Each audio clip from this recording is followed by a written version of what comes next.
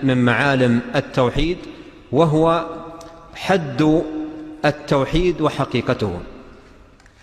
ما هو هذا التوحيد الذي هذا شأنه وتلك مكانته؟ التوحيد مصدر للفعل وحد يوحد توحيدا، وهو أصل دال على الإفراد. فتوحيد الله عز وجل إيمان بوحدانية الله في ربوبيته وألوهيته وأسمائه وصفاته، وإخلاص الدين له تبارك وتعالى.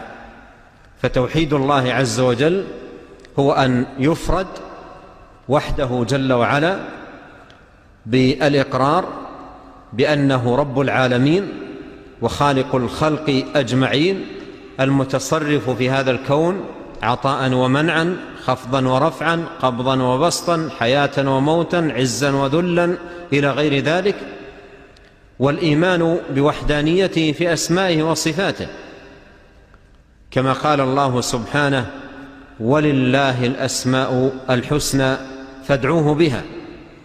فيفرد بأسماء الحسنى وصفاته العليا، ويؤمن بكل ما جاء في كتابه وسنة نبيه صلى الله عليه وسلم من الأسماء والصفات، إيمانا لا تحريف فيه ولا تعطيل ولا تكييف فيه ولا تمثيل، وإمرارا لنصوص الصفات كما جاءت، والإقرار بها كما وردت.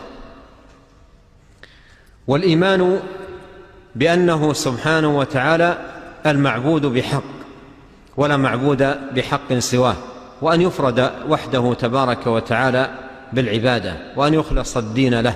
وهذا هو معنى لا إله إلا الله، وهي كلمة التوحيد. فلا توحيد إلا بلا إله إلا الله.